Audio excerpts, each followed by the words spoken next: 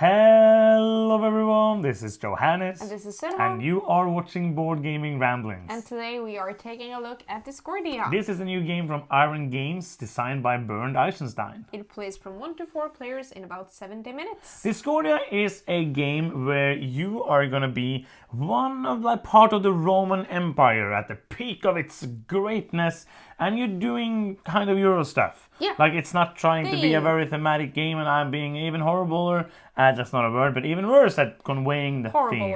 Yes. But what you're gonna do is that you are going to basically draft dice to choose actions. Every round there's gonna be one is the leader, and it's gonna roll the dice and place them on the different numbers depending on what you rolled, obviously. And then the person who rolled the dice is gonna choose one die and take it away from the other players, and they will get sad. Then they will do an action with that. There's different actions you can take, and then the other players will in turn order draft one of the other dice, but they're not gonna take the actual die. So there's only three dice in different colors that you roll. The first player will kind of get like dibs and also be able to take a die away, and the other is just going to choose one to do the action.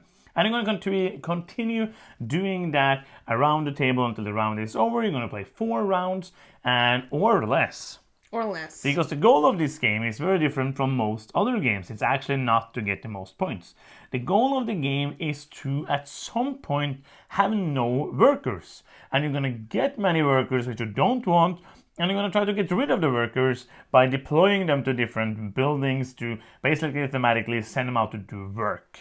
And if you have no workers, I don't know how this is systematically intertwined. Yeah, I was wondering the same thing. I have no workforce, I win! Yay. But that is the goal of the game, to be the first player who has no workers left. Like at any moment, it's not like at the end of the round or anything. If you somehow get 0, you win and the game ends. Yeah. And that is kind of like what you're gonna do is you're gonna get buildings to build up your little tableau. You're gonna move on tracks to get the different bonuses. You're trying to do some of these missions, basically, like there's a race for these missions, and you're trying to get the right color die and the right number die when you do the action, so you also can deploy, because taking an action to deploy is a bad action, so getting combos is a lot of things. So it's basically an engine building game, trying to build up to where you get as few workers as possible and have many ways to get rid of them. Yeah. And the person who does that best probably gonna win. If 4 rounds gone and nobody has 0, it's the person who has the least workers left out of 4 rounds who is the winner. Yeah. The game looks quite old, or like it doesn't look like it's been in the shelf for a long time. Nope. It's not like worn, but it looks old school. It looks like an older Euro game, kind of, with these little not so appealing colors or just looks of it. It looks quite boring, I must say. Let me look at the box, because I think that the artist is Lucas Sigmon, who has actually, I've seen his name many times lately. He did the framework, and he has done quite a few others as well. But this isn't my favorite work of his. I enjoy that, like it's kind of like feeling as you're saying old school, and adding that to the components not being top notch. For example, like we talked about Starship Troopers, the very good double layer player boards that you put together with just putting some tape. Starship Captains, you mean? That's it. Starship Troopers is the movie. Yeah. Starship Captains. So close. And you added that in, and that was really, really good. And now here we had, it was not too horrible, but you had a piece of paper, like a very tiny player board, and then you had to place a cardboard on that with 4 stickers perfectly aligned. So we have 3 that's really good and 1 that's horrible. And I got to play with that because I was the horrible person. Yay! So I think like all of these, like it's a one-man company. Yeah. So like it's there's a lot of work done to do, and it's not like it's like I don't care. No, I don't play the game, and I feel I'm not going to stop playing the game because of the looks. Absolutely. I felt though that even though the artwork in Pandoria, the other game we really enjoy from this company, was not great either, I felt like the components and the artwork there was better for me. Yeah, I agree. I like that one better. In this game, it isn't a lot of like drawings or something. Nope, that's true. I don't mind that, but just like the color scheme are very like basic and all, but it's very, very clear. And it needs to be, because it's a lot of symbols on like the things that you have to choose from, and also the things in your tableau. So I think it looks fine, but it looks old school. It doesn't look like a modern, clean board game that you would expect these days. And art is subjective, so Yes, somebody of is probably course. going to love it, and for us, it was not top notch. Yeah. The game also comes with a rulebook. Yes. What a shocker. It does. It has like a dual rulebook. I'm not a fan of those, like one of English and one, but this is a shorter one, so it doesn't matter me. It doesn't bother me that much. But let's take a look at this. This is the color scheme of the rulebook. Most of the rules are inside red or orange boxes. The person, like when you open this, your eyes hurt. It is a weird choice. Like, and then you have like the normal Euro background of it not being completely white, that's fine. But it's so weird to have all of these, like orange is not a nice color for the eyes. Yeah. And it's kind of weird to choose that, but other than that, the rulebook was kind of, I never, like many people need to have like components in front of them, look at it and read the rulebook. I usually don't, but in this one I needed to kind of look at the components and understand how everything worked together. So not the best rulebook, but I would not recommend the game because of the rulebook, if you know what I mean. In the rulebook. Oh yeah, That like looks luckily you don't have to read the rulebook. It's only not too many times, and it's not the sentence too early. Luckily you don't have to read the rulebook. You just guess. But it's only 12 pages, and one of them is how you set up these horrible player boards, and they're solo and all of that. So not a too bad rulebook. What about the playmates? No players in this game. Zero. But you go through these very specific phases. Yes. So I didn't really need it in this game. I always welcomed them, Yeah. but I didn't miss them in No, this game. when we understood kind of like under each of the numbers of the die, you see which actions you can take. And that makes it, and those are randomly placed as well. So, Yes. but it's kind of like makes it not hard to know, because I take this die, I can choose this, and this action, or build one of the buildings that's under them. And that's basically It was it. simply enough. We have played this game with 2 and 4 players. 2 players took us about 45 minutes, and 4 players took us about 90 minutes. And that was the first time. We only played 2 player over the first time, but the first time was 95 minutes or so. That was a teaching game, so just so you know. The 4 players, What does the box say? 70. Oh yeah, I think you can get it to that easily. I think so I don't too, think and that's I think gonna that's be a great time for this kind of game. Oh yeah, like and you can shorten the time if one player is very very good at this game or is lucky. You can get rid of your workers faster. Mm-hmm. First of all, before we talk about any of the things we like or don't like, this game is weird. It's so weird. This is a game like it's not like many games. At the same time, it's not. No, but many games have like very intuitive things to do. Yeah. Like the more games you play, the less times you find a game where like this doesn't make sense. Yeah. But this one didn't feel like it made sense. Like we were 4 people who have played games for many years, and we were playing the game. Halfway through the game, we were like, we have to do something wrong. Yeah. Because we didn't understand anything going on. But we did play it correctly, and during round 3, we kind of understood what was going on. For a couple of players, it was too late, and they had like 40 workers. But you did get rid of all your workers. Yeah. But it is kind of if you go into this game, just know that the first game is probably gonna feel weird and wonky because it's kind of different. Yeah. In many ways, it is very different. In many ways, it is different, but so similar when you recognize the patterns, because it's really just like these engine building mechanisms that you have to like work towards getting. And in the beginning, when you don't really know what to do, that engine felt so slow. Oh yeah. It felt non-existent. I was just like, oh, I got rid of 1 worker in the first round.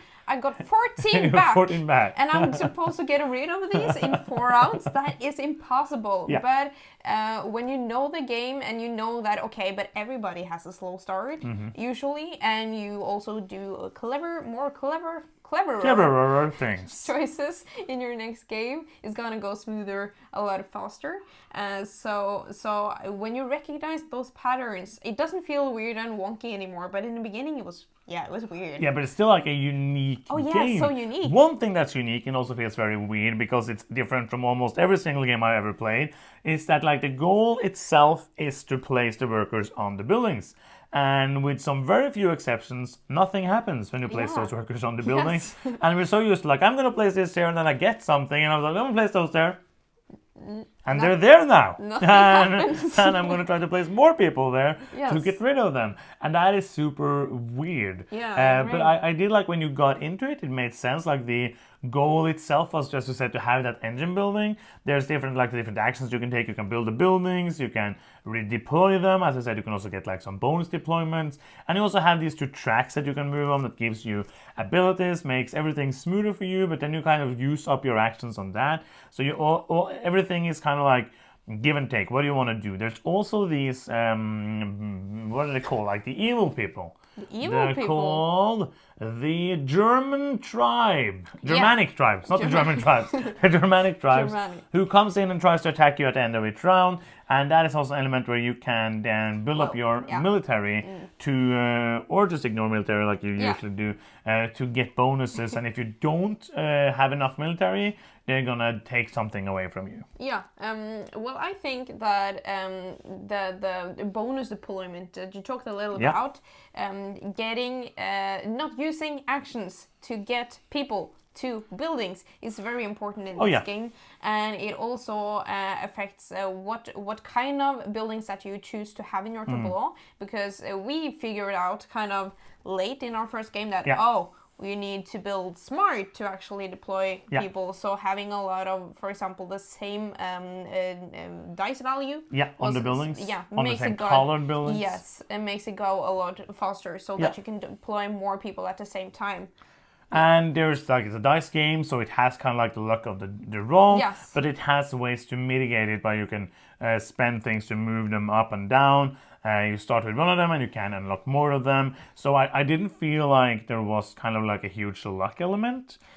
I felt it sometimes, but it was maybe because I just set myself up for something very specific. But sometimes you kind of have to do that in this game because, I want to have the military to defeat the Germanic tribe. That is true. I need red 5 for me to get this. It's no other way to get it. I need a red 5, and sometimes I can be lucky and get it. Sometimes you can be the first player and grab that red 5. Yeah, and that is more like ending up in being a hate drafting kind of thing, when I also need that 5 and I'm going to grab it in front of you. Absolutely.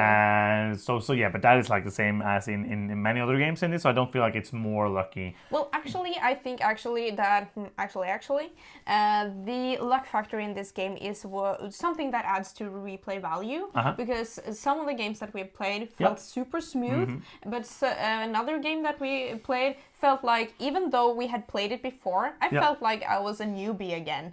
Because it was so slow. I didn't really get the things that I needed, or I played it not ideal enough to cope with some bad luck.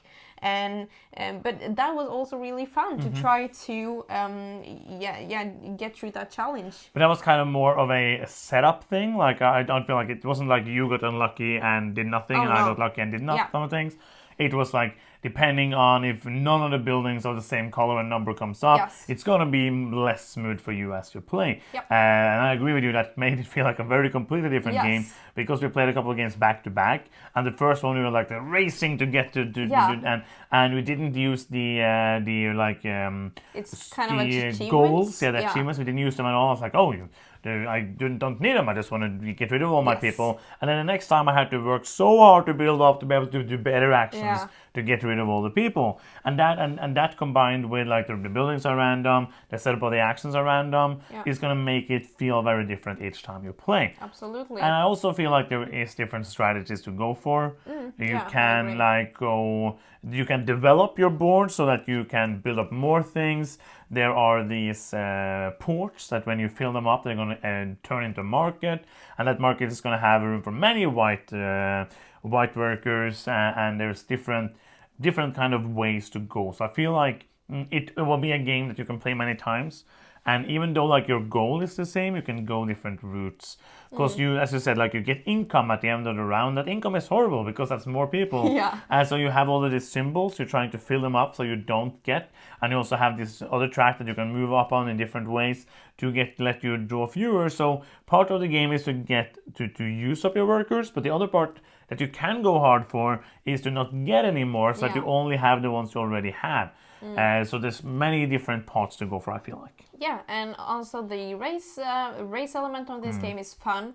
I think that it's a game that it is really important to squeeze out the little bonus actions that you get to do. So it feels that every decision is important in this game. Absolutely. So wait, who is it for? I think this is a medium kind of game. It's not very Medium complicated, kind of game. but it's a little weird and wonky. And for first-time players, that can be a little off-putting, I think. Oh, yeah. Because you don't feel like you get to do a lot. But this is a really unique game. Yeah. I would recommend checking it out if you want something that is a little different. Yeah, I agree. Like it's a kind of different game that I think you will enjoy if you are, or like if you're looking for something that's gonna like give you a different kind of feeling. I really think this is going to be something that you will enjoy. Yes. So final thoughts, do you want to begin? Yeah, I think this is a cool game. It really grew on me during the first play of the game. In the beginning, I didn't really like it at all. Nope. I didn't get it. But now I feel like it's kind of this puzzle-y game that I want to solve. And it's also a bonus if I get to solve it before the other players do it. And I you're think it usually good at has that. some unique and cool things Yeah. going for it, both like the drafting of the dice. Yeah. I think is cool. I also think that the actions are interesting enough for me to be like, oh, but if I do this round, then I'm setting myself for this really specific thing that I have to do next round. Is that good? Should I take that chance? But also overall, the concept of getting rid of workers is just it's very fun when you get to accomplish that. So overall, I think this is 7.5 for me. It's a little above a good game, and I like it. Yeah, it's a 7 for me. I enjoy basically everything you talked about. I think like it is a unique game with all like first time like making your brain understand what's going on. But I as well, I enjoyed it even more like the second time we played and onwards, made it more sense. I enjoyed basically all of the elements. I didn't like fall in love with the gameplay, but I enjoyed it enough. So I think like for now, I would like to keep it in the collection. Yeah, I agree. I just touching back on player count because we played it with 2 and 4. Yeah. What did you enjoy most, with 2 or with 4 players?